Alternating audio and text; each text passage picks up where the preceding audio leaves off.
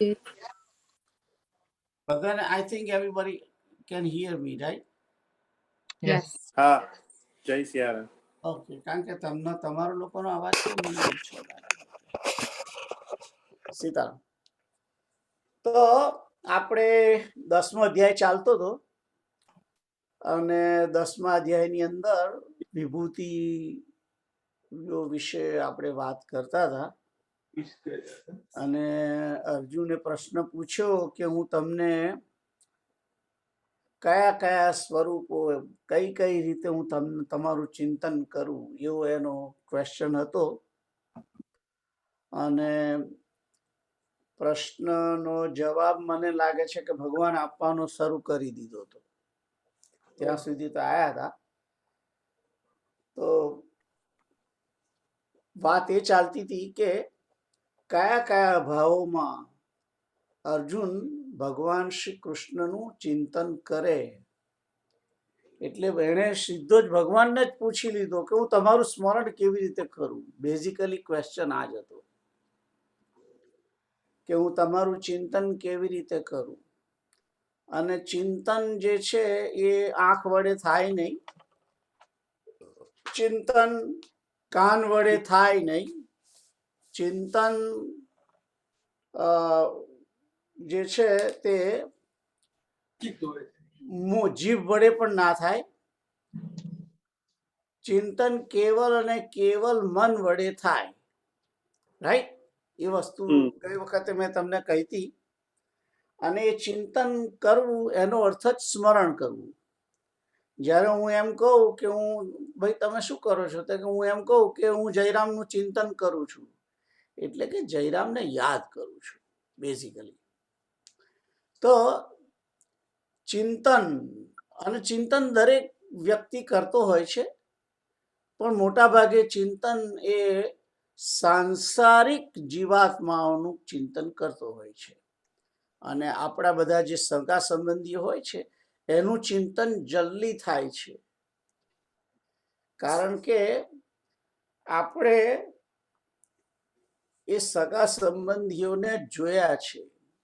એટલે જનરલી ચિંતનનો વિષય જે છે એ ચિંતનનો વિષય કેવલ અને કેવલ માણસે જે જોયું છે, જે અનુભવ્યું છે, જે સમજ્યો છે એના વિશે જ હંમેશા ચિંતન કરતો હોય છે.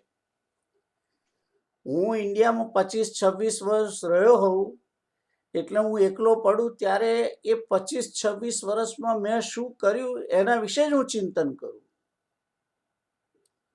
કે હું 15 વર્ષની ઉંમરે શું કરતો હતો, હું કઈ કોલેજમાં ભણેલો. એટલે દરેક વ્યક્તિ જે ચિંતન કરે છે એ ચિંતન કરે છે એણે જે જોયેલું છે, એણે જે અનુભવેલું છે, એણે જે સાંભળેલું છે, એણે જે અનુભવ્યું છે એનું જ મોટા ભાગે એ ચિંતન કરતો હોય છે. અને અહીં આગળ હવે ભગવાનનું ચિંતન વિશેનો પ્રશ્ન પૂછ્યો છે. હવે કૃષ્ણએ તો અર્જુને તો કૃષ્ણને જોયા છે, એટલે અર્જુનને માટે કૃષ્ણનું ચિંતન કરવું ઈઝી છે. અર્જુન આંખ બંધ કરે અને ચિંતન કરી શકે છે. ભીષ્મ પિતામહ આંખ બંધ કરે અને ચિંતન કરે છે કૃષ્ણનું. અને એ જ્યારે ચિંતન કરે છે ત્યારે એ જ મહાભારતના યુદ્ધની સ્થિતિનું જ એ ચિંતન કરે છે. કારણ કે ભીષ્મ પિતામહે કૃષ્ણને સામા જોયા છે વ્યવસ્થિત રીતે. અર્જુનના રથની લગામ હાથમાં પકડી, એક હાથમાં ઘોડાઓની લગામ છે અને બીજા હાથમાં ચાબુક છે. એટલે ભીષ્મ પિતામહ જ્યારે ચિંતન કરે છે ત્યારે ભગવાન શ્રી કૃષ્ણ એ ભીષ્મ પિતામહને હાથમાં લગામ લઈ અને ચાબુક લઈને ઊભા છે એ રીતે જ એ ચિંતન કરે છે. અથવા તો બીજી વખત ક્યારે બી ચિંતન કરે છે ત્યારે કહે છે કે મેં એમને પૈડું લઈને મને મારવા આવતા જોયેલા છે. એ દ્રશ્યનું ચિંતન કરે છે. અને આ ચિંતન આ રીતે ચિંતન કરે છે એ ભીષ્મ પિતામહની અમુક જે સ્તુતિઓ છે એની અંદર એમણે આવા જ શ્લોકોનું વર્ણન કર્યું છે. તો ક્વેશ્ચન હતો કે માણસ ચિંતન કરે છે એ જે જોયેલું છે, જે એને અનુભવેલું છે, જે એને સાંભળેલું છે એનું જે ચિંતન કરતો હોય છે.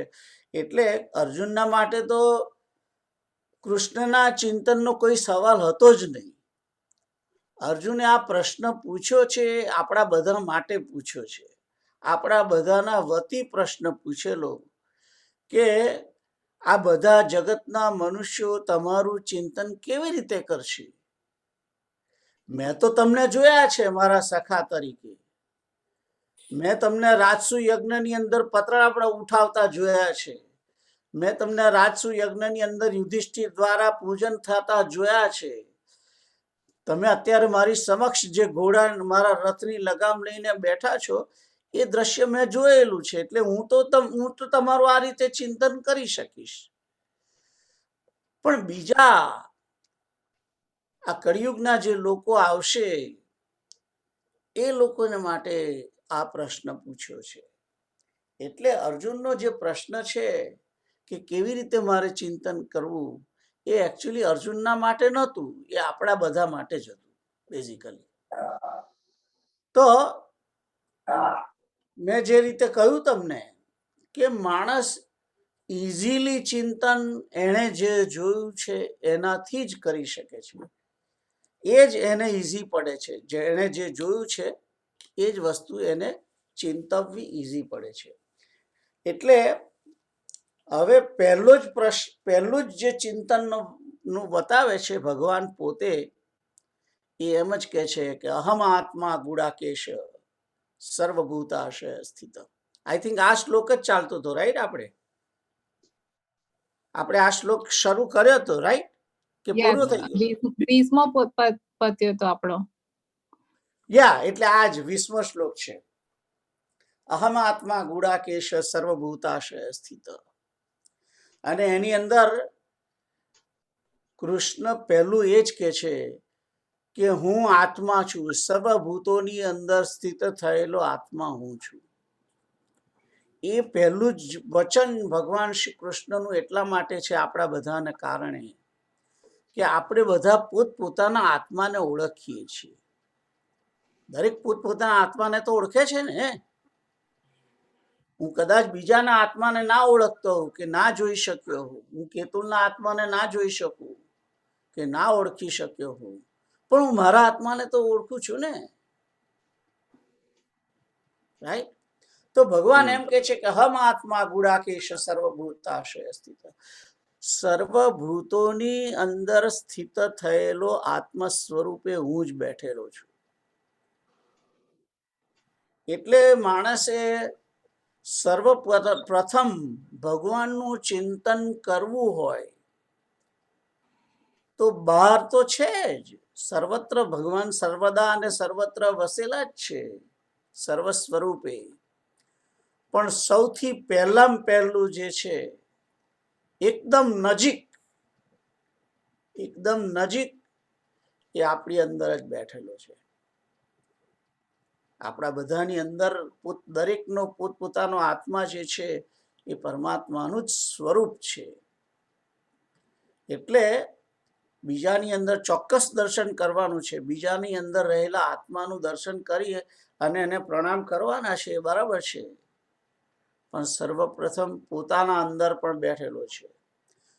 માણસ ગમે તેટલી દોડાદોડ કરે, બદ્રીનાથ જાય, કેદારનાથ જાય, રામેશ્વર જાય, પણ જ્યાં સુધી વ્યક્તિ પોતે એ સમજણ નહીં દાખવે કે સર્વત્ર સર્વદા એ શ્રી હરિ રહેલો જ છે. ભગવાન બદ્રીનાથની અંદર નરનારાયણ સ્વરૂપે વસે છે, વસ્તુ બરાબર જ છે. સિન્મેન્સનના ટેમ્પલની અંદર ભગવાન રાધા કૃષ્ણ બિરાજેલા છે, વસ્તુ બરાબર છે. પણ એટલે બધે દૂર જવાની ક્યાં જરૂર છે? તારા પોતાના હૃદયની અંદર એ બેઠેલો છે, એને તું અનુભવ કર. તારી આસપાસ જે બધા જીવાત્માઓ છે એ બધા જીવાત્માઓની અંદર રહેલો જે આત્મા છે એ શ્રી કૃષ્ણનું જ સ્વરૂપ છે. એટલે બહુ દોડાદોડ કરવાની જરૂર નથી. માણસે જ્યાં છે ત્યાં જ કૃષ્ણનો અનુભવ કરવાનો છે. જ્યાં છે ત્યાં જ કૃષ્ણનો અનુભવ કરવાનો છે. કારણ કે આપણી અંદર આત્મા સ્વરૂપે રહેલો છે. એટલે માણસે આપણે તમે જોજો કે જ્યારે પ્રાર્થના કરવાની હોય છે ત્યારે મોટા ભાગે આંખો બંધ કરવાની વાત હોય છે. આપણે બધા આંખો બંધ શા માટે કરીએ છીએ? આંખો બંધ એટલા માટે કરીએ છીએ કે ઇન્દ્રિયોને ઇન્ટ્રોવર્ટ્સ કરી અને અંતર્મુખ કરી અને એના વડે અંદર રહેલો જે પરમાત્મા શ્રી કૃષ્ણ છે એને દર્શન કરવાના છે. એટલા માટે તો આજુબાજુ ભગવાને સૌથી પહેલું કે છે કે આ જીવાત્મા ક્યાં સુધી ભટક્યા કરશે મારું સ્મરણ કરવા માટે, ક્યાં ક્યાં મારું દર્શન કરશે. અને બહુ જગ્યાઓ છે પરમાત્માનું દર્શન કરવાની. પણ સૌથી પહેલો જે આ 20 નંબરનો જે શ્લોક કયો છે એ જ આપણને દરેકને એકદમ નજીક પડે એવો છે. બીજા બધામાં છે, આવશે આગળ, બધું ઘણું બધું આવે છે લિસ્ટ. રુદ્રાણામ શંકરશ્ચાસ્મિન આદિત્યાનાહમ અહમ વિષ્ણુ ને બધું જ છે. પણ એકદમ જે નજીકનું નજીક છે એ અહમ આત્મા ગુડાકેશ સર્વભૂતાશય સ્થિત. એટલે જ એ સૌથી પહેલું કહ્યું છે. દરેક વિભૂતિઓની અંદર વિભૂતિઓનું વર્ણન કરતી વખતે સૌથી પહેલું જે વર્ણન કર્યું છે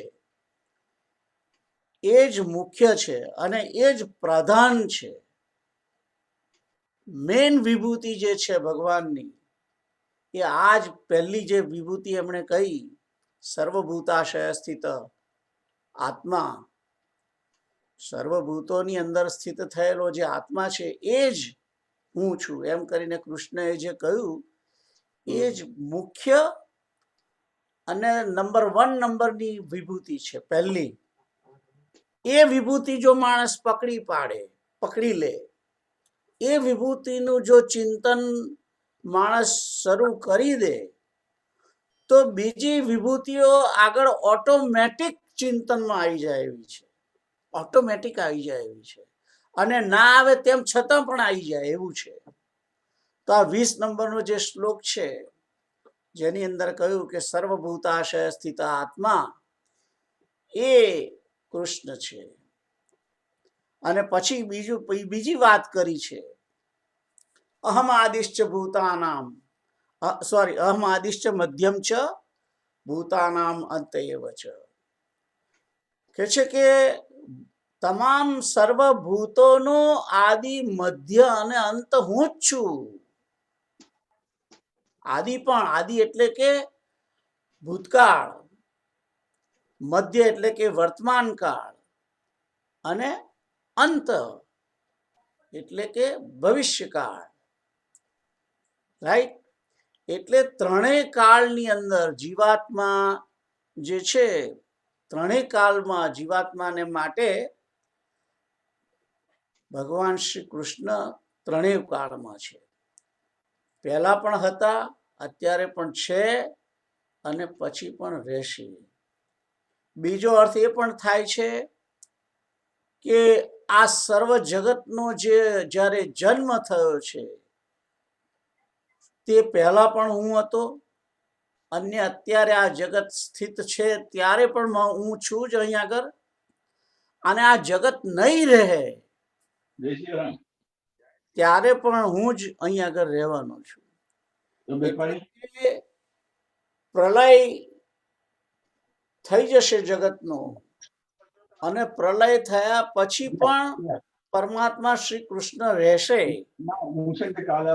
અને આ જગતની ઉત્પત્તિ થઈ નથી તે પહેલા પણ એ જ હતા આદિમાં અને અત્યારે પણ એ જ છે. તો ત્રણેય કાળની અંદર ભગવાન શ્રી કૃષ્ણ છે એ વસ્તુ કહી છે. ત્રણેય કાળની અંદર ભગવાન શ્રી કૃષ્ણ પ્રગટ છે એ વાત કરેલી છે. તો આગળ જઈએ 21મો શ્લોક. પ્રીતલ તમે વાંચો. આદિત્યાનામહં વિષ્ણુ જ્યોતિષામ રવિરંશુમાન મરીચિર્મરુતામસ્મિ નક્ષત્રાણામહં શશી. સોરી, મારાથી બરાબર ના વાંચ્યો. નો ધેટ્સ ઓકે. હું તમને એક ટ્રીક બતાવી દઉં. વાંચવાની એક ટ્રીક છે કે જે જગ્યાએ રકાર છે ત્યાં ર બોલવાનો નથી, ઓકે. એના પહેલા બોલવાનું છે. આદિત્યાનામહં વિષ્ણુ જ્યોતિષામ રવિરંશુમાન. રવિ, પેલો જે રવિરંશુમાન છે એ પેલો રવિ અને એટલે બે ટપકા અને બનીને એ બે ભેગા થઈને ર બન્યું છે. રવિ. હવે મરીચીની પછી મની ઉપર રકાર છે તો એ રકાર આગળ બોલવાનું છે. મરીચિર મરુતામ અસ્મિ, એ રીતે. તો સંધિ છૂટી પાડીને જો બોલીએ આપણે આ શ્લોક, આદિત્યાનામ અહમ વિષ્ણુ. હવે જે પેલા બે ટપકા છે એ વિસર્ગ કહેવાય છે. એ વિસર્ગ વત્તા ઇક્વલ ટુ ર. બે ટપકા જે છે સંસ્કૃતની અંદર દર વખતે બતાવે છે એ બે વાસવહ, નીચે બીજો શ્લોક છે વાસવહ, એ જે બે ટપકા છે ને એ બે ટપકા એને વિસર્ગ કે, અને એના પછી જો આવતો હોય તો એ બે ટપકા વત્તા ઇક્વલ ટુ ર. ખ્યાલ આવ્યો? એટલે પેલું હું જયારે બોલું છું ત્યારે આવું બોલું છું, આદિત્યાનામ અહમ વિષ્ણુ. એ વિષ્ણુ બોલું છું, એ પેલા બે ટપકા હું છૂટી પાડીને બોલું છું. અને પછી જે પેલો રકાર જે છે, એટલે રકાર ઓટોમેટિક આવી ગયો, કારણ કે રકાર જ પહેલા બોલવાનો છે. ખ્યાલ આવ્યો? અથવા આ રીતે પણ બોલા, આદિત્યાનામ અહમ વિષ્ણુર એમ બોલાય. અને પછી જ્યોતિષામ, રાઈટ? એટલે જ્યોતિષામ એવું નથી બોલવાનું. એમાં મને ગૂંચવાઈ ગઈ. એટલે તમે એક પ્રિન્સિપલ યાદ રાખો કે જ્યાં રકાર છે ત્યાં ર બોલવાનું નથી, એના પહેલા બોલવાનું હોય છે. Always always. આ જે ભાષાનું જે કેવી રીતે વાંચન કરવું એનો મુખ્ય નિયમ છે કે રકાર હોય એની આગળ બોલાય, અને રકાર બોલાઈ જાય પછી લખવામાં પછી લખાય. એટલે જ્યોની ઉપર રકાર લખ્યો છે પણ બોલવાનો ઓલવેઝ આગળ હોય છે, રાઈટ? તો આદિત્યાનામ અહમ વિષ્ણુ જ્યોતિષામ રવિ અંશુમાન, એવી રીતે. તો પેલો જે રમ છે એ ર જે છે એ ર ના બે ભાગ પાડી દીધા છે મેં, અંશુમાન અને વિસર્ગ, એ રીતે. રવિ અંશુમાન એમ. અને પછી પેલું બીજી લીટી જે છે મરીચિર મરુતામ અસ્મિ, તો મરીચિ મરુતામ અસ્મિ એમ, એવી રીતે. તો આદિત્યાનામ અહમ વિષ્ણુ જ્યોતિષામ રવિ અંશુમાન મરીચિ મરુતામ અસ્મિ. અસ્મિ એટલે છું. અસ્મિનો અર્થ છું, ટુ બી. અને પછી કે છે નક્ષત્રાણામ અહમ શશી. હવે એનો અર્થ શું થાય છે કે આદિત્યાનામ એટલે કે આદિત્યોમાં હું વિષ્ણુ છું. આદિત્ય કેટલા છે? 12 છે. 12 આદિત્ય. અને 12 પહેલું તો આદિત્ય કોણ છે? આદિત્ય એટલે કે અદિતિના પુત્રો, તે બધા આદિત્યો કહેવાય. જેવી રીતે પાંડુના પુત્રો પાંડવો, કુંતીના પુત્ર કૌંતેયો, રાઈટ? એવી રીતે આ અદિતિના પુત્રો આદિત્યો. એ અદિતિની પુત્રોની અંદર જે 12મો પુત્ર જે છે, અરે 12મો નહીં પણ અદિતિની અંદર જે મુખ્ય પુત્ર છે, કોણ? ઉપેન્દ્ર અથવા તો વામન. ભગવાન વામન કશ્યપ અને અદિતિના ઉદરથી જે પ્રગટ થયેલા તે અદિતિના 12 છોકરાઓ, એમાંનો એક આ વામન, જે બટુક વામન જે છે ને, એ વામન, એને વિષ્ણુ છે, એ વિષ્ણુનો અવતાર છે. એટલે કે છે કે આદિત્યાનામ અહમ વિષ્ણુ, કે છે કે અદિતિના પુત્રો જે છે એની અંદર વિષ્ણુ હું છું. એટલે કે વામન જે બન્યો તો એ હું છું એમ કે છે. પછી બીજું કે છે કે જ્યોતિષામ રવિ અંશુમાન. રવિ એટલે કે સૂર્ય અને અંશુમાન એટલે કે કિરણો વાળો, અંશ વાળો. કારણ કે સૂર્યની અંદરથી અનેક પ્રકારના અનેક કિરણો નીકળે છે, એટલે કે અને અનેક અંશ છે. તો અંશુમાન એટલે કે કિરણો વાળો સૂર્ય, કિરણો વાળો જે સૂર્ય છે એ જ્યોતિઓમાં હું મુખ્ય છું. એટલે કે આ સૂર્યનારાયણ જે રોજ સવારમાં આપણે ઉગે છે એ કૃષ્ણનું સ્વરૂપ છે. પછી કે છે કે મરીચિ મરુતામ અસ્મિ. મરીચિ જે છે એ મરીચિ ઋષિના 49 છોકરાઓ. મરીચિના 49.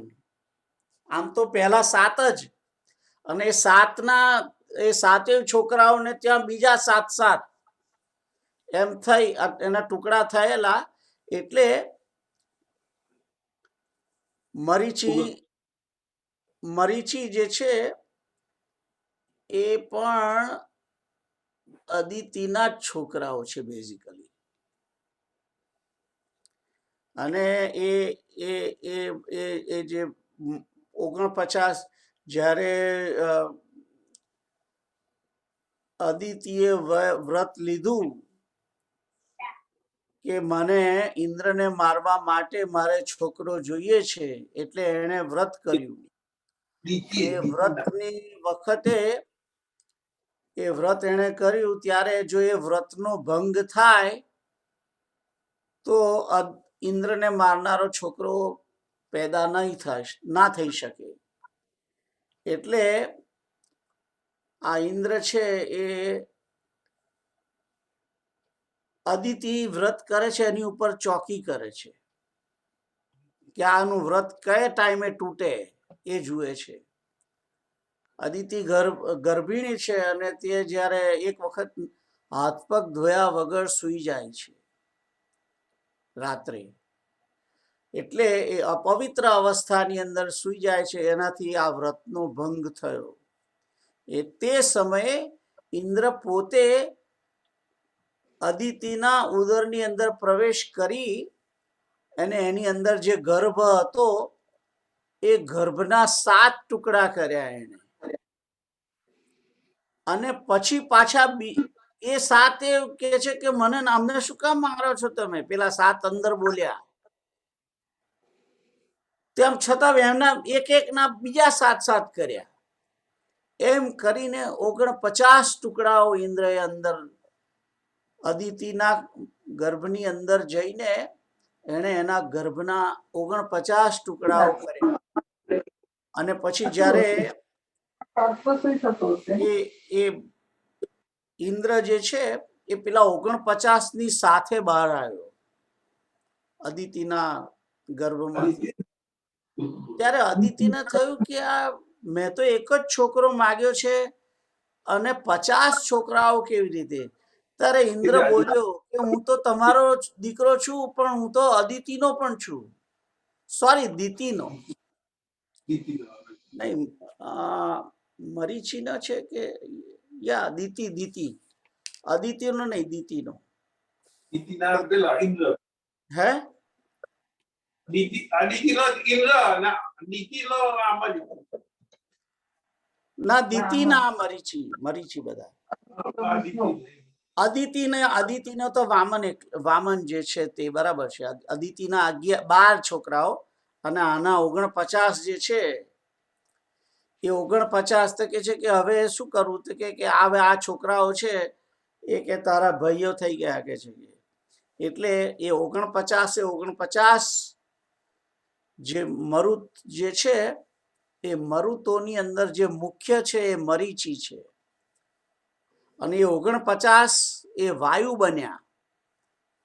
એટલે 49 પ્રકારના વાયુઓ છે અને એ 49 પ્રકારના વાયુઓની અંદર મરીચી નામનો જે વાયુ છે તે કૃષ્ણનું સ્વરૂપ છે. મરી એટલે અહીં લખ્યું છે મરીચિ મરુતામ અસ્મિ. તો 49 મરુતો અને એમાં જે 49 ની અંદર જે મુખ્ય છે મરીચી એ કૃષ્ણનું સ્વરૂપ છે. પછી આગળ છે નક્ષત્રાણામ અહમ શશિ. તો નક્ષત્ર 27 છે. ચંદ્રની જેટલી પત્નીઓ છે, ચંદ્રની કુલ 27 પત્નીઓ, એ 27 નક્ષત્ર છે. રાઈટ. એ નક્ષત્રોનો જે મુખ્ય છે એ શશિ. નક્ષત્રોમાં શશિ એ મુખ્ય છે. એ નક્ષત્રનો અધિપતિ. 27 નક્ષત્રો જે છે એનો અધિપતિ એ ચંદ્રમા. તો આકાશની અંદર આ બધા નક્ષત્રો, તારાઓ, અને અહીં જયારે નક્ષત્રાણામ કહ્યું છે ત્યારે ખાલી એ 27 નથી સમજવાના. અનેક બધા જે તારાઓ જે છે એ બધા નક્ષત્રો છે, પણ મુખ્ય નક્ષત્ર 27. રાઈટ. તો નક્ષત્રોમાં જે નક્ષત્રોનો અધિપતિ છે એ ચંદ્ર છે. એ ચંદ્ર એ કૃષ્ણનું સ્વરૂપ છે. તો જ્યારે આપણે સૂર્યને જોઈએ છીએ ત્યારે એ કૃષ્ણનું સ્વરૂપ છે એ યાદ રાખવાનું, અથવા તો એને ચિંતન કરવાનું. દિવસે જ્યારે ચિંતન કરતા હોઈએ ત્યારે જ્યારે સૂર્યનારાયણને જોઈએ ત્યારે એ પરમાત્માનું સ્વરૂપ છે એમ સમજવાનું છે અને એ રીતે એને યાદ કરવાના છે કૃષ્ણને.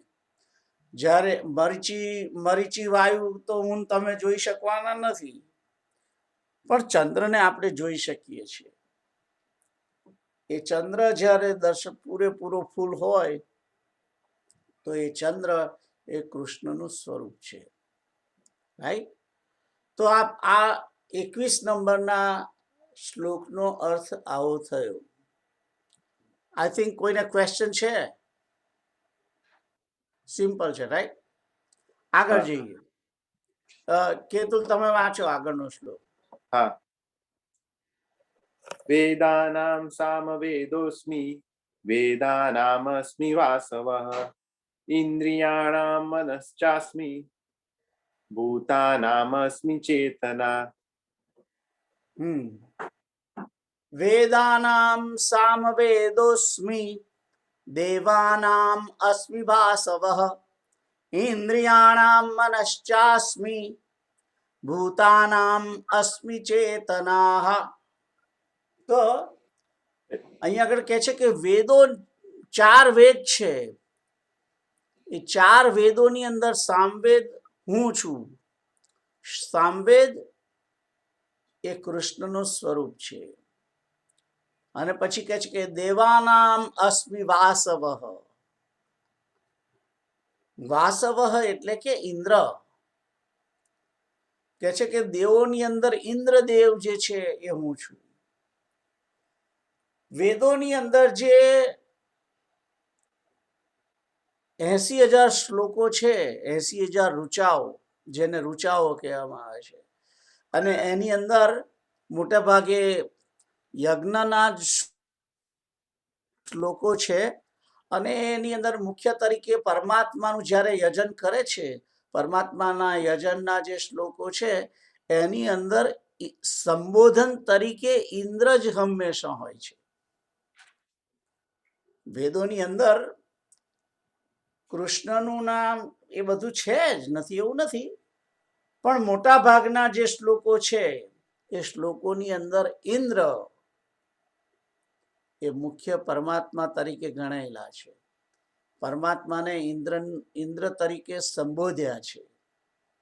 એટલે અહીંયા આગળ કહે છે કે દેવાનામ અસ્મિ વાસવ, દેવતાઓની અંદર હું ઇન્દ્ર હું છું એમ કે છે.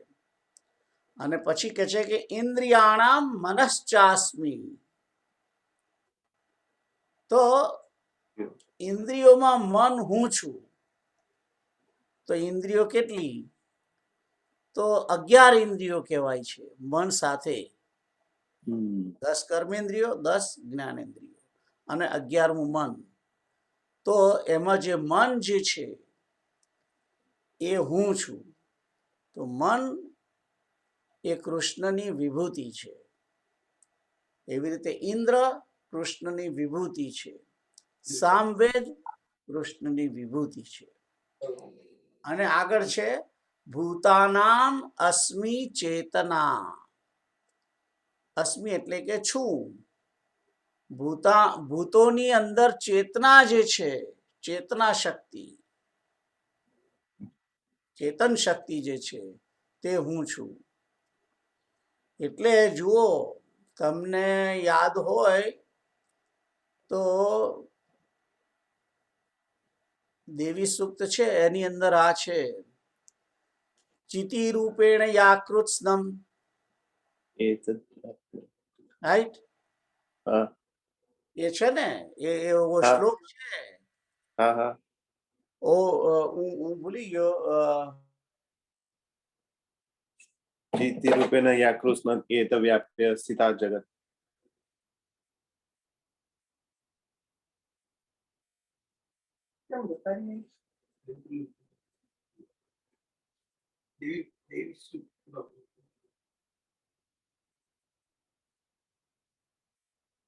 Can you hear me? I think Yogesh. Pital, can you hear me? મને સંભળાય છે. આઈ થિંક યોગેશ કાકા. Yeah, I can hear you. Can you guys hear Yogesh uncle? ના, એમનું ફ્રીઝ થઈ ગયું છે.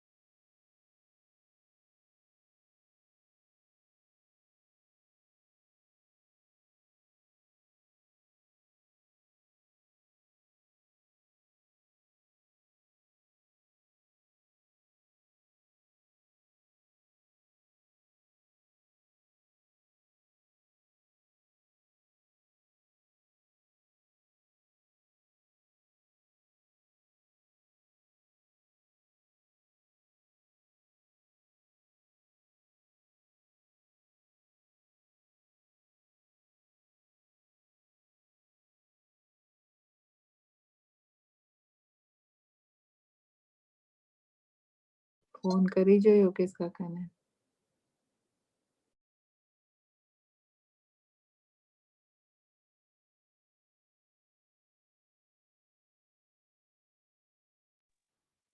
યોગેશ અંકલ ટ્રાય કરે છે.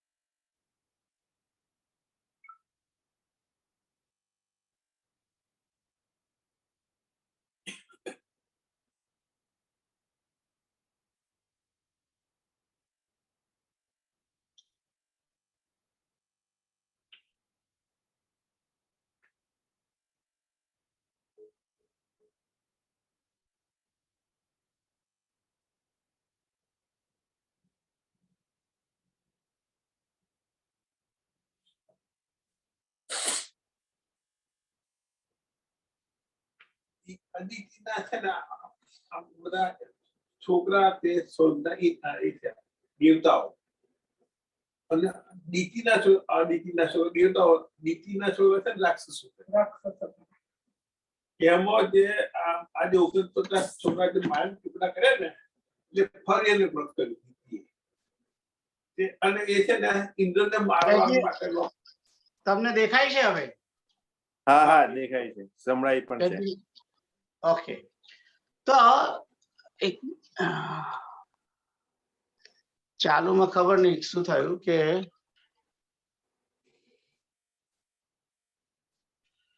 હા, તો વાત ચાલતી હતી, આપણે દેવી સૂક્તની વાત ચાલતી હતી ને, હા, રાઈટ? ચિતિ રૂપેણ યા કૃષ્ણ એ સ્થિતિ રૂપેણ યા કૃષ્ણમ, એ એવો એક એ- શ્લોક હતો. હા એ પહેલા બી છે, એ પહેલા બી એક છે, યા દેવી ઇન્દ્રિયાણામ સર્વભૂતેષુ ચેતનેત્ય વિધીયતે વિધીયતે. નમસ્તસ્યે નમસ્તસ્યે નમસ્તસ્યે નમો નમઃ.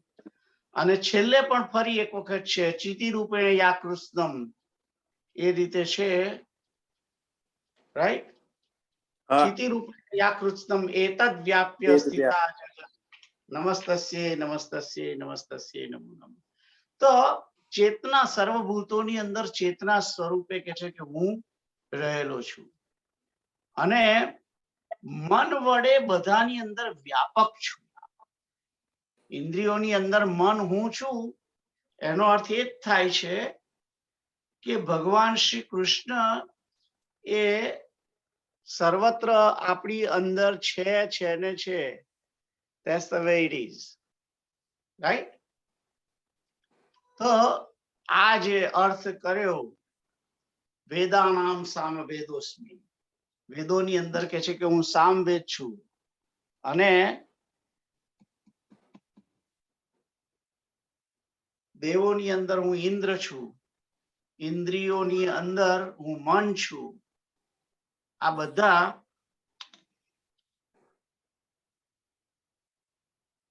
બધા જુદા જુદા જુદી જુદી જગ્યાએ કે છે, જુદી જુદી રીતે હું ત્યાં વ્યાપેલો છું. તો વેદોની અંદર જ્યારે વેદોનું દર્શન કરીએ છીએ ત્યારે સામવેદ તરીકે કૃષ્ણનું સ્વરૂપ છે.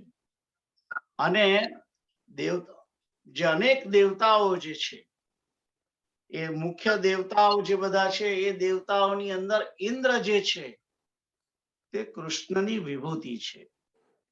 અને આપણી બધી દરેક ભૂતોની અંદર જે ઇન્દ્રિયો છે, એ દરેક ભૂતોની અંદર મન, એ ઇન્દ્રિયોની 11 ઇન્દ્રિયોની અંદર મન જે છે એ કૃષ્ણની વિભૂતિ છે. અને તમામ ભૂતોની અંદર જે ચેતના શક્તિ છે એ કૃષ્ણની જ વિભૂતિ છે. તો આટલું તમે જુઓ છો ત્યારે મુખ્ય જે પહેલી જે હતી, પહેલી જે અહમ આત્મા ગુડાકેશ સર્વભૂતાશય સ્થિત,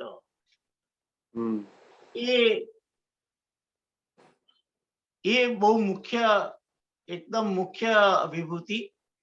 અને ઇન્દ્રિયોમાં મન એ પણ મુખ્ય વિભૂતિ છે.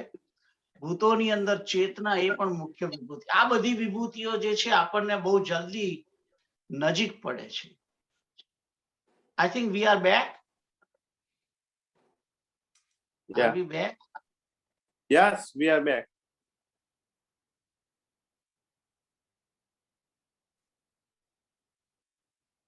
તો નથી, we are not back, I think.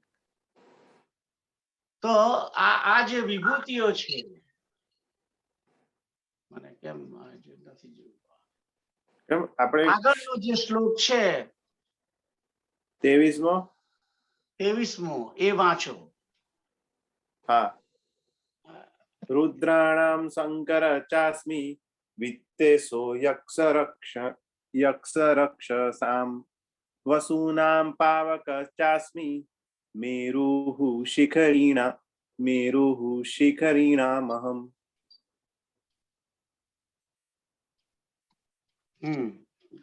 રુદ્રાણામ શંકરશ્ચાસ્મિ વિત્તેષુ યક્ષ રક્ષસામ વસૂનામ પાવકશ્ચાસ્મિ મેરુઃ શિખરીણામહમ. તો રુદ્રાણામ શંકરશ્ચાસ્મી. રુદ્રો જે 11 રુદ્ર જે છે એ 11 રુદ્રોની અંદર શંકર રુદ્ર જે છે એ હું છું એમ કે છે. શંકર જે છે એ ભગવાન શ્રી કૃષ્ણની વિભૂતિ છે.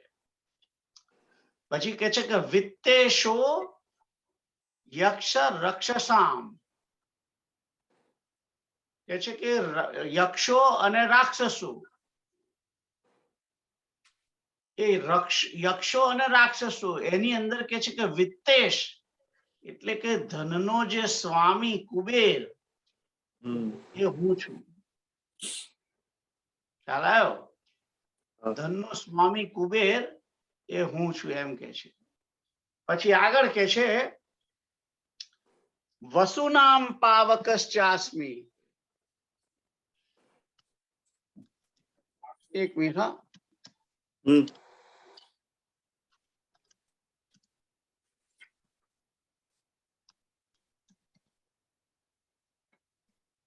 હું કોમ્પ્યુટર પર ફરીથી લોગિન થવા ટ્રાય કરું છું. હા.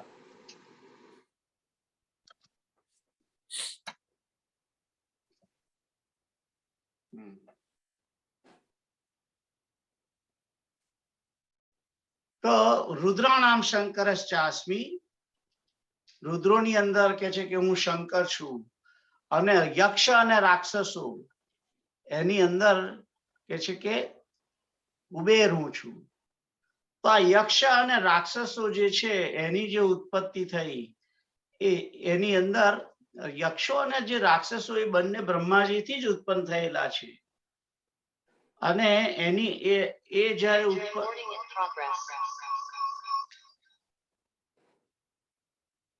હવે તમને આઈ થિંક હું કેન્સલ કરું.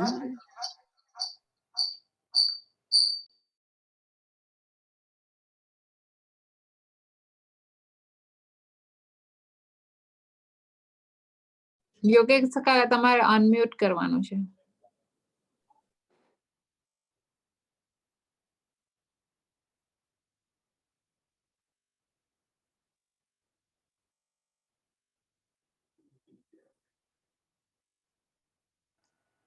હવે હા બરાબર સંભળાય છે. ઓકે. તો વસુનામ પાવકશ્ચાસ્મી. તો 8 વસુઓ જે છે એની અંદર અગ્નિ વસુ એ હું છું. તમને જો ખબર ના હોય તો જે ઘણા અમુક મુખ્ય દેવતાઓ 33 છે, એમાં 12 આદિત્યો છે, 11 રુદ્રો છે, રાઈટ, 49 વાયુઓ છે, ત્યાર પછી 8 વસુઓ છે, પિતૃઓ 7 છે. આ બધા તમને ખ્યાલ હોવા જોઈએ કે નંબર કેટલા છે, યુ નો. તો એમાં જે 8 વસુઓ જે છે એ 8 વસુઓ એની અંદર અગ્નિ વસુ જે છે એ કૃષ્ણની વિભૂતિ છે. પછી કહે છે કે મેરુહિ શિખરિણામ અહમ, કે છે કે શિખરવાળા પર્વતો જે છે એની અંદર મેરુ પર્વત તરીકે હું છું. એ કૃષ્ણની વિભૂતિ છે. હવે આ બધા જે શ્લોકો છે એ બહુ સિમ્પલ છે, એમાં કઈ સમજવાનું નથી, જાણવાનું છે કે કઈ જગ્યાએ ભગવાન શ્રી કૃષ્ણની વિભૂતિ કહેવામાં આવી છે. આગળનો શ્લોક જોઈએ તો કોણ વાંચશે? તે પેલા એ છે શું નામ? દુર્ગેશભાઈ નથી. દુર્ગેશભાઈ નથી તો કેતું તમે વાંચો. હા. પુરોદસામ ચ મુખ્યમ મામ વિદ્ધિ પાર્થ બૃહસ્પતિમ સેનાની નામહમ સ્કંદઃ સરસામ અસ્મિ સાગરઃ. તો પુરોહિતોની અંદર મુખ્ય પુરોહિત એ બૃહસ્પતિ છે. પુરોહિત એટલે કે આચાર્ય, ગુરુ તરીકે. તે દેવતાઓના જે ગુરુ બૃહસ્પતિ છે, જેવી રીતે રાક્ષસોના અસુરોના જે શુક્રાચાર્ય છે, આપણા દરેકને પોતપોતાના પુરોહિતો હોય છે. જે રીતે આપણા પુરોહિત, અમારા પુરોહિત, તમારા ને આપણા બધાના સરખા હશે. કેટલું બુદ્ધિશંકર એ આપણા પુરોહિત બુદ્ધિશંકર. કહેવાય, હા રાઈટ? એ રીતે તો પુરોહિતો અનેક છે. એ અનેક પુરોહિતોની અંદર મુખ્ય પુરોહિત જે છે એ બૃહસ્પતિ છે, ગુરુ. જે દેવતાઓના ગુરુ છે બૃહસ્પતિ, એ મુખ્ય પુરોહિત અને એ કૃષ્ણની વિભૂતિ છે. પછી કહે છે કે એટલે કહે છે કે પુરોધસામ ચ મુખ્યમ મામ, મને પુરોહિતોની અંદર જે મુખ્ય બૃહસ્પતિ છે એ તું મને જાણ. વિદ્ધિ એટલે કે જાણ. પાર્થ અર્જુન. અને બૃહસ્પતિમ એટલે કે ગુરુ, બૃહસ્પતિ એવું પુરોધસામ એટલે કે પુરોહિત. પછી બીજી લાઈનમાં તો એ પહેલી લાઈનમાં એક જ વાક્ય છે કે દેવતા પુરોહિતમાં મુખ્ય પુરોહિત બૃહસ્પતિ તરીકે તું મને જાણ, એમ કે છે. બીજી લીટીમાં સેનાની નામ અહમ. સેનાની નામ એટલે કે સેનાપતિઓમાં અહમ એટલે કે હું. સ્કંદ એટલે કે કાર્તિક સ્વામી, જે ભગવાન શંકર અને પાર્વતી ના પ્રથમ પુત્ર છે સ્કંદ. તે તો એ સ્કંદ એ મૂળ દેવતાઓના સેનાપતિ છે. અને એ કહે છે કે દેવતાઓના સેનાપતિ જે સ્કંદ છે એ કૃષ્ણ કહે છે કે મારી વિભૂતિ છે, એ મારું જ સ્વરૂપ છે, એમ કે છે. પછી કહે છે કે સરસામ સાગર અસ્મિ. સરસામ એટલે કે જળાશયો, સરોવરોની અંદર સમુદ્ર હું છું. અસ્મિ. સરસામ એટલે કે સરોવરો અથવા તો જળાશયો, એની અંદર હું અસ્મિ એટલે કે છું. સાગર એટલે કે સમુદ્ર, સાગર એ હું છું. એટલે સાગર જે છે એ પણ કૃષ્ણની વિભૂતિ છે. તો તમે જોવા જાવ તો અમુક જ વિભૂતિઓ હું તમે જોઈ શકીએ છીએ. રુદ્રાણામ શંકરશ્ચાસ્મીને આપણે જોઈ ના શકીએ. વિત્તેશો યક્ષ રક્ષસામને ના જોઈ શકીએ. વસુનામ પાવકશ્ચાસ્મીને ના જોઈ શકીએ, અનુભવી શકીએ નહીં. એવી રીતે મેરુ પર્વતને પણ કોણે જોયો છે? તો બૃહસ્પતિને પણ આપણે સરસામ અસ્મિ સાગર, સમુદ્રને આપણે જોઈ શકીએ છીએ. તો સમુદ્ર એ કૃષ્ણની વિભૂતિ છે. તો આપણા માટે આપણને નજીક પડે એવું તો આ સાગર છે. આગળનો શ્લોક છે, પ્રીતલ તમે વાંચો. મહર્ષિણામ ભૃગુરહમ ગિરામસ્મેકમક્ષરમ યજ્ઞાનામ જપયજ્ઞોસ્મિ સ્થાવરાણામ હિમાલય. મહર્ષિણામ ભૃગુરહમ. ભૃગુ ઋષિ જે છે એ મહર્ષિઓમાં કૃષ્ણની વિભૂતિ છે. ભૃગુ ઋષિ. આ ભૃગુ ઋષિ છે એ ભગવાન નારાયણના મુખ્ય ઉપાસક ગણાય છે, ભૃગુ. અને એ કૃષ્ણની વિભૂતિ છે. અને પછી કે છે ગિરામ અસ્યૈકમ અક્ષરમ. એટલે હવે સંદીપ છૂટી પાડી. મહર્ષિણામ ભૃગુર અહમ, ભૃગુ અહમ ગિરામ અસ્મિ એકમ અક્ષરમ. એટલે કે વચનોની અંદર એકાક્ષર જે છે, એકાક્ષર વચન, એ ઓમકાર, એક ઓમકાર સતનામ જે ઓમકાર છે તે કે છે કે હું છું. એકાક્ષર. તો એકાક્ષર એટલે કે ઓમકાર. એ એકાક્ષર ઓમકાર એ પરમાત્મા શ્રી કૃષ્ણની વિભૂતિ છે. અને પછી કહે છે કે યજ્ઞાનામ જપયજ્ઞોસ્મિ. જ્યારે અનેક પ્રકારના જે યજ્ઞો થાય છે એ યજ્ઞોની અંદર જે જગ્યાએ જપયજ્ઞ થતો હોય એ જપયજ્ઞ એ કૃષ્ણની વિભૂતિ છે. જપયજ્ઞ તો જપયજ્ઞ જે છે સર્વે પ્રકારના યજ્ઞોમાં જપયજ્ઞ એ કૃષ્ણની વિભૂતિ છે. અને પછી કહે છે સ્થાવરાણામ હિમાલય. સ્થાવર એટલે કે જે સ્થિર રહેવા વાળાઓ જે છે એવા પર્વતો, એની અંદર હિમાલય જે છે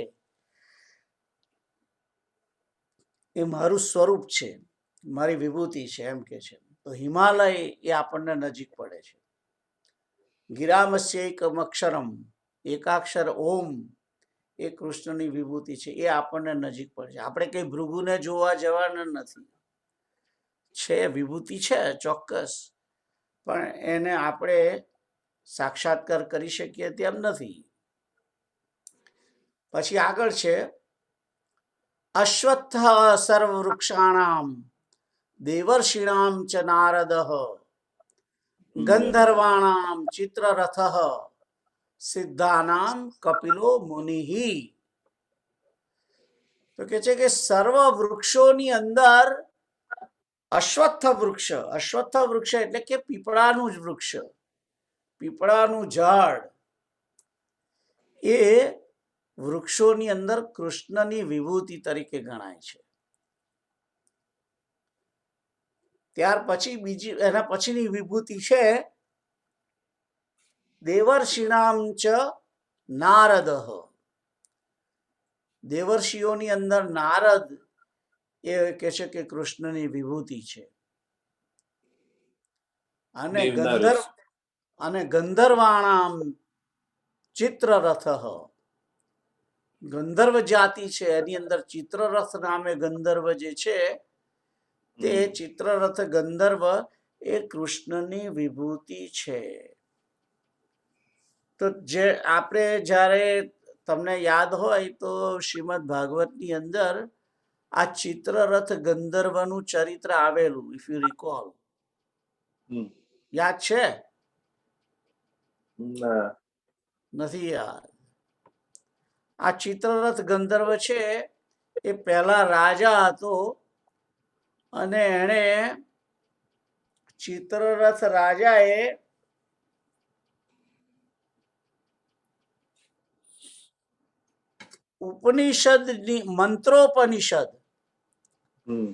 મંત્રોપનિષદનો જપ કરીને કેવલ અને કેવલ 7 રાત્રિની અંદર શંકરષણ ભગવાનનું સાક્ષાત્કાર કર્યો. શંકરષણ ભગવાનની નજીક થઈ ગયો એ. અને એ શંકરષણ ભગવાનની નજીક થયા પછી એ રાજા રૂપે મનુષ્ય ના થયો, એ મનુષ્યમાંથી ઓટોમેટિક જ ગંધર્વ થઈ ગયો. અને એ જે ગંધર્વનું એનું નામ છે એ ચિત્રરથ.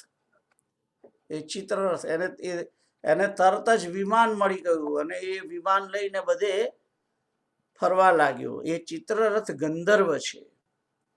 એ ચિત્રરથ ગંધર્વ છે એ કૃષ્ણની વિભૂતિ છે. આગળ જઈએ. સિદ્ધાનામ કપિલો મુનિહિ. સિદ્ધોની અંદર કપિલ મુનિ હું છું. કપિલ મુનિનું તો તમે યાદ હશે ને?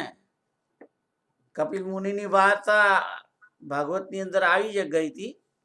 કર્દમ ઋષિ અને દેવહૂતિથી જે પ્રગટ થયેલા છે મહર્ષિ ભગવાન કપિલ.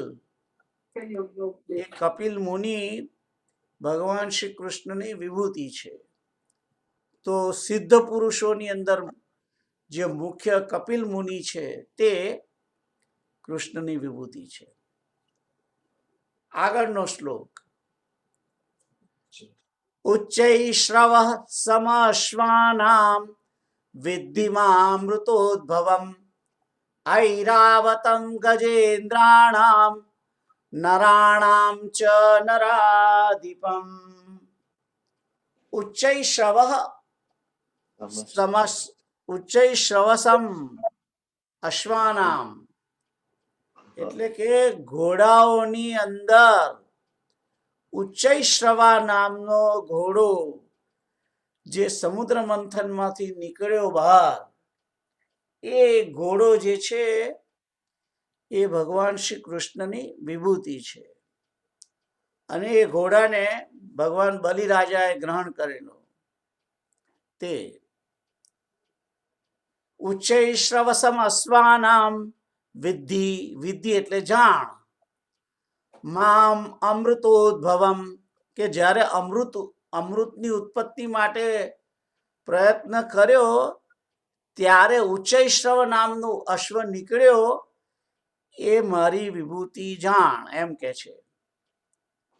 અને પછી અમૃતની જે પ્રાપ્તિ કરતા હતા તે વખતે બીજો એક ઐરાવતમ ગજેન્દ્રાણામ, ઐરાવત નામનો જે હાથી નીકળેલો સફેદ કલરનો,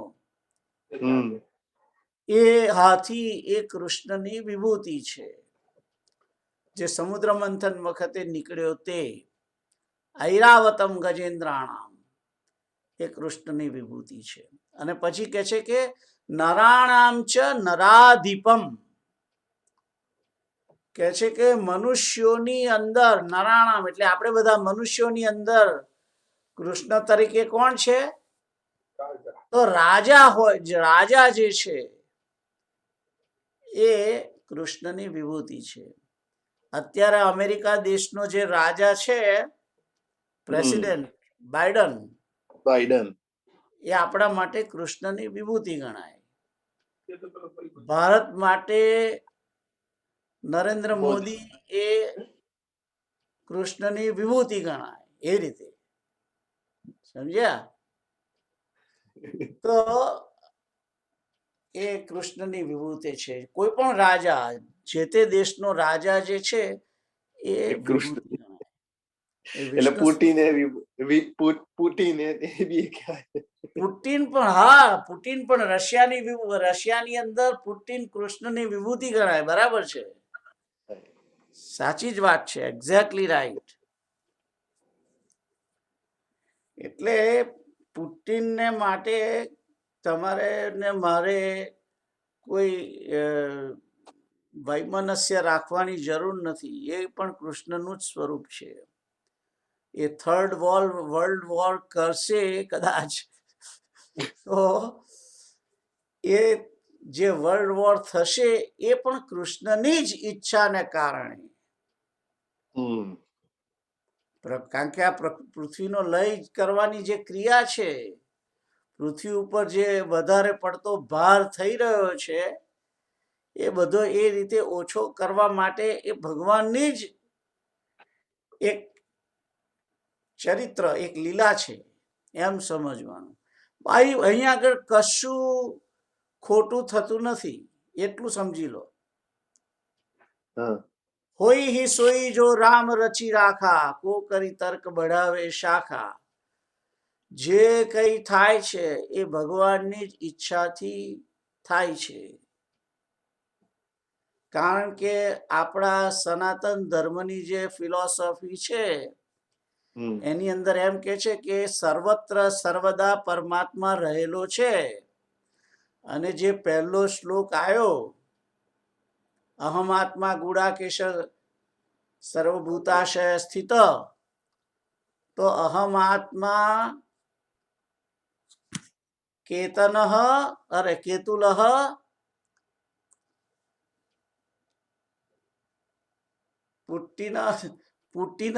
પુટ્ટિનાશય સ્થિત, એ કૃષ્ણ જ છે. પુટ્ટિનની અંદર રહેલો જે આત્મા છે એ કૃષ્ણનું જ સ્વરૂપ છે. અને બાઇડનની અંદર પણ એ જ સ્વરૂપે રહેલો છે, તમારી અંદર પણ એ જ સ્વરૂપે રહેલો છે. એટલે ભગવાન જ આ બધું પ્રવૃત્તિ કરે છે, ઈશ્વર જ આ બધી પ્રવૃત્તિ કરે છે. જે ઈશ્વર આ જગતનું નિર્માણ કરે છે એ જ ઈશ્વર આ જગતનો લય કરે છે. મેં જો ઘડો બનાવ્યો હોય, કુંભાર હોય, એ કુંભાર ઘડો બનાવે અને પછી વાપરે થોડો ટાઈમ અને પછી પાછો એને ભાગી નાખે, માટીમાં ભેગો કરી દે, તો કુંભારને દોષ દઈ ના શકો તમે, કારણ કે ઘડો જ કુંભારનો હતો અને કુંભારે જ તોડ્યો છે. એમ આ જગત ભગવાન શ્રી કૃષ્ણએ જ બનાવેલું છે, એ જ એની સ્થિતિ કરે છે અને એ જ એનો લય કરે છે. એટલે આ બધા માટે કોઈને ક્યાંય પણ દોષ દેવાની જરૂર નથી. સર્વત્ર ઈશ્વર વસેલો છે, એ એનું કામ કરે છે, એને એના નિયમ મુજબ બધું ઓટોમેટિક જ છે. એટલે જે કંઈ થઈ રહ્યું છે એ સારા માટે સમજો. તો વાત ચાલતી હતી નરાણામ ચ નરાધિપમ, કે મનુષ્યોની અંદર હું રાજા છું. નરાધિપમ એટલે કે નરોનો અધિપતિ, નરોનો અધિપતિ એટલે કે રાજા, એ હું છું એમ કે છે. આગળનો શ્લોક જોઈએ તો આગળનો શ્લોક છે આયુધાનામ અહમ વજ્રમ ધેનુનામ અસ્મિ કામધુક પ્રજનશ્ચાસ્મિ કંદર્પઃ સર્પાણામ અસ્મિ વાસુકી.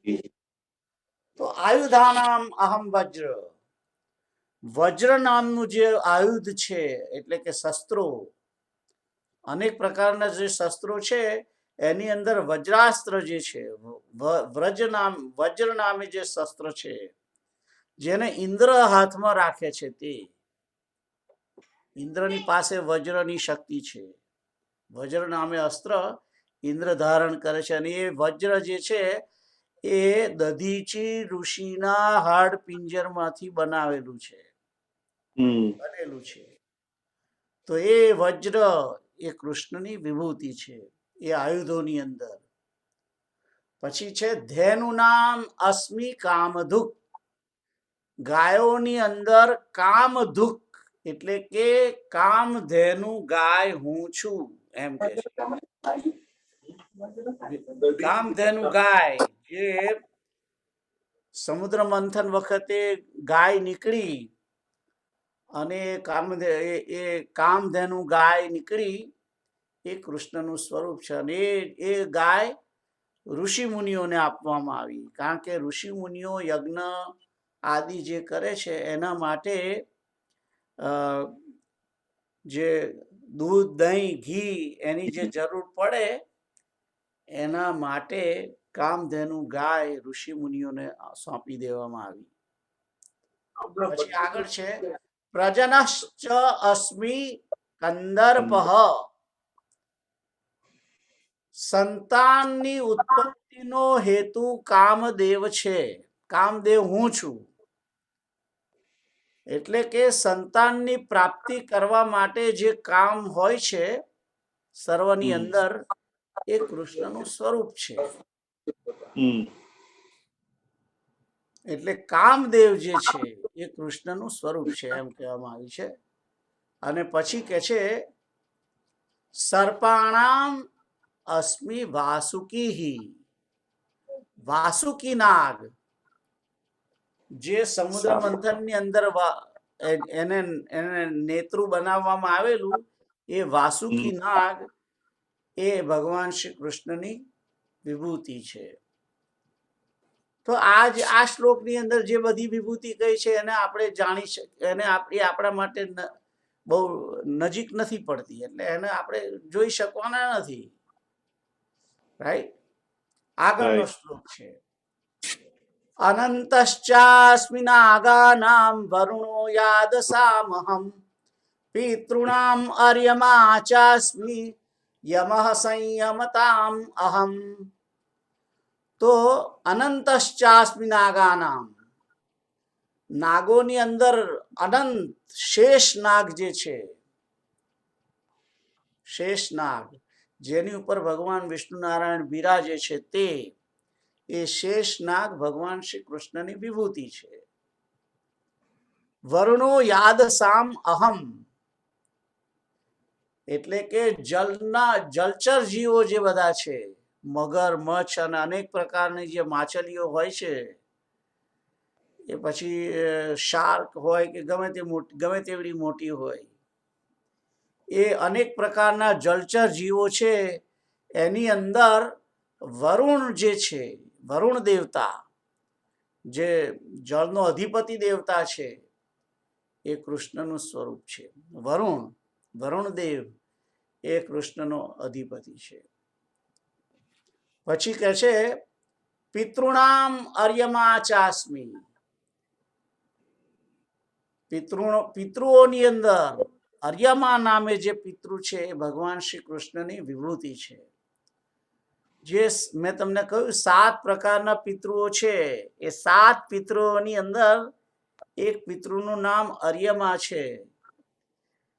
એ 7 પિતૃઓની અંદર એ અર્યમા જે પિતૃ છે એ કૃષ્ણની વિભૂતિ ગણાય છે. રાઈટ. પછી કહે છે કે સંયમતામ અહમ યમઃ. સંયમતામ અહમ એટલે કે સંયમતામ એટલે કે શાસન કરવા વાળાઓ જે છે બધા, એની અંદર યમરાજ નામે જે શાસન કરનાર છે એ હું છું. કારણ કે યમરાજ એ તમામ જીવોની ઉપર શાસન કરે છે. એકની ઉપર યમરાજનું શાસન છે. યમરાજ ની ઈચ્છા હોય ત્યાં સુધી જ તમે અહીંયા આગળ રહી શકો. એની જો ઈચ્છા ના હોય તો તરત જ આપણને પકડીને લઈ જાય. રાઈટ. આ શરીર જે છે એને છોડવાની ફરજ પાડે છે યમરાજ. એ યમરાજ એ કૃષ્ણની વિભૂતિ છે. પછી આગળ જોઈએ 30 નંબરનો શ્લોક. પ્રહલાદશ્ચાસ્મિ દૈત્યાનામ કાલઃ કલયતામ અહમ મૃગાણામ ચ મૃગેન્દ્રોહમ વૈનતેયશ્ચ પક્ષિણામ. તો પ્રહલાદ ચ અસ્મિ દૈત્યાનામ. દૈત્યો એટલે કે દિતિના પુત્રો જે છે, દૈત્યો. દિતિના મુખ્ય 2 પુત્રો હિરણાક્ષ અને હિરણ્યકશ્યપુ. અને હિરણાક્ષના પાછા બીજા છોકરાઓ જે છે, એનાય છોકરાઓ એવી રીતે હિરણ્યકશ્યપના જે છોકરાઓ જે છે 6 કે 7, લાદ, અનુલાદ, એની અંદર આ પ્રહલાદ જે છે એ ભગવાન શ્રી કૃષ્ણની વિભૂતિ છે. તો દૈત્યોની અંદર પ્રહલાદ એ કૃષ્ણની વિભૂતિ છે. કાલઃ કલયતામ અહમ. તો કલયતામ એટલે કે ગણતરી કરવા વાળી જે બધી ગણતરી જેની થાય છે એની અંદર મુખ્ય સમય એ હું છું. તો કાલ જે છે, સમય, એ કૃષ્ણની વિભૂતિ છે. શું કહ્યું? ના સોરી, તમને નહીં. પછી કહે છે કે મૃગાણામ ચ મૃગેન્દ્રોહમ એટલે કે મૃગ એટલે કે પશુઓની અંદર મુખ્ય સિંહ જે છે એ કૃષ્ણની વિભૂતિ છે. મૃગેન્દ્ર, સિંહ. અને પક્ષીણામ વૈનતેય. વૈનતેય એટલે કે વિનતાનો પુત્ર. વિનતાનો જે પુત્ર કોણ? ગરુડ. વિનતાને 2 પુત્રો છે આમ તો, અરુણ અને ગરુડ.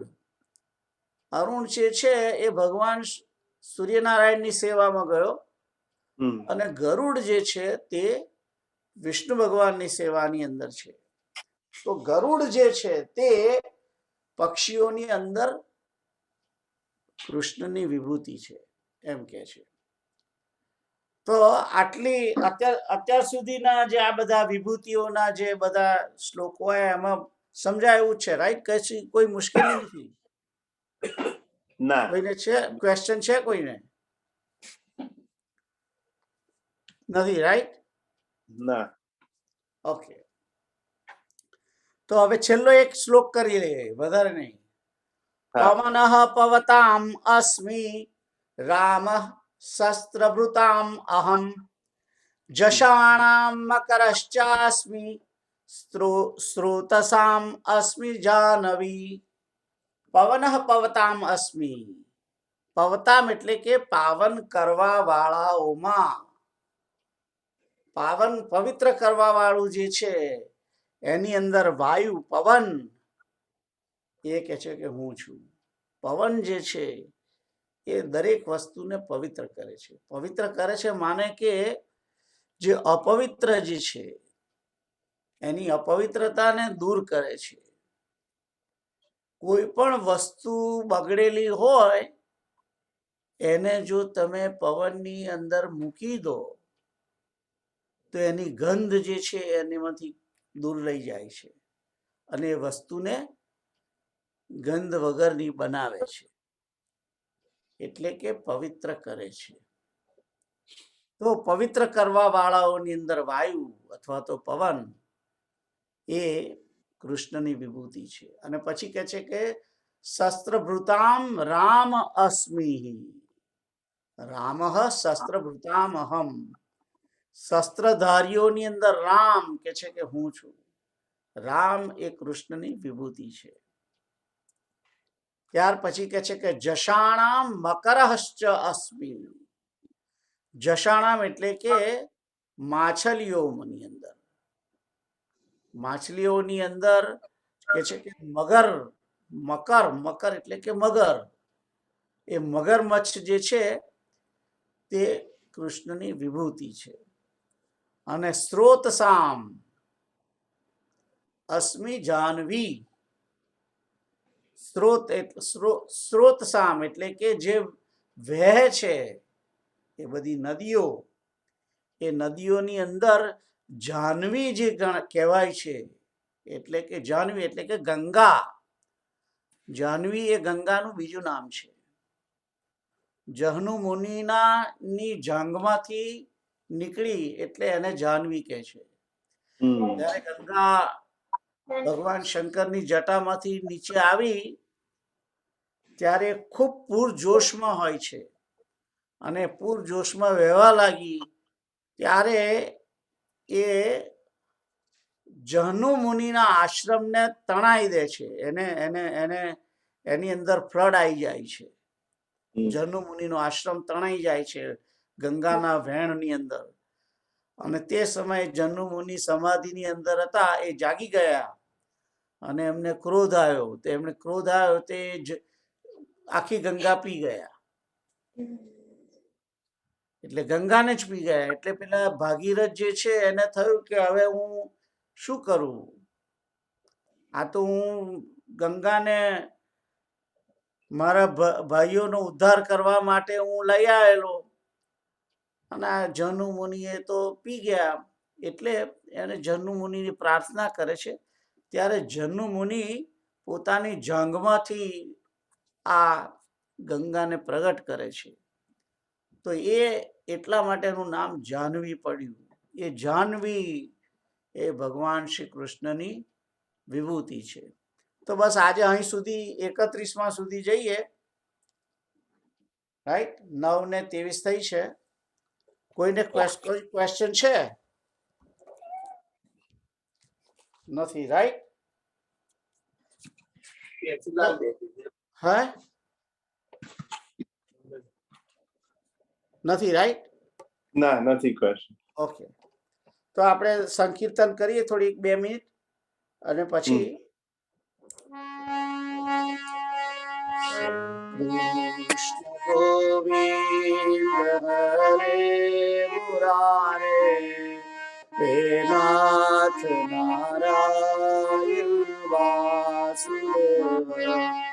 શ્રી કૃષ્ણ ગોવિંદ હરે મુરારે હે નાથ નારાયણ વાસુદેવ. શ્રી કૃષ્ણ ગોવિંદ હરે મુરારે હે નાથ નારાયણ વાસુદેવ.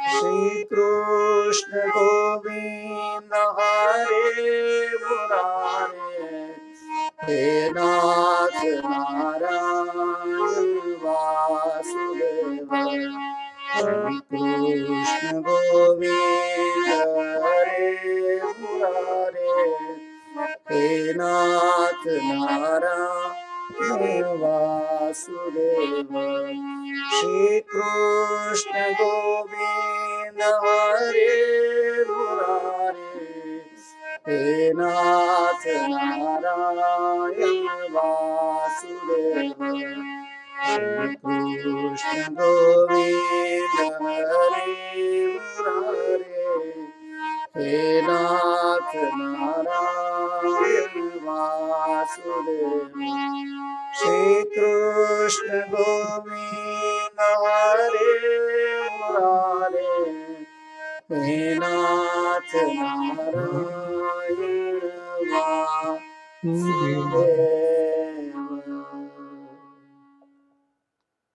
ઓમ પૂર્ણમદઃ પૂર્ણમિદં પૂર્ણાત પૂર્ણમુદચ્યતે પૂર્ણસ્ય પૂર્ણમાદાય પૂર્ણમેવાવશિષ્યતે સર્વે ભવन्तુ સુખિનઃ સર્વે સन्तુ નિરામયાઃ સર્વે ભદ્રાણિ પશ્યन्तુ મા કશ્ચિત દુઃખમાપ્નુયાત ઓમ તત્સત ઓમ તત્સત ઓમ તત્સત ઓમ તત્સત ઓમ તત્સત જય સિયારામ જય સિયારામ. જય શ્રી રામ.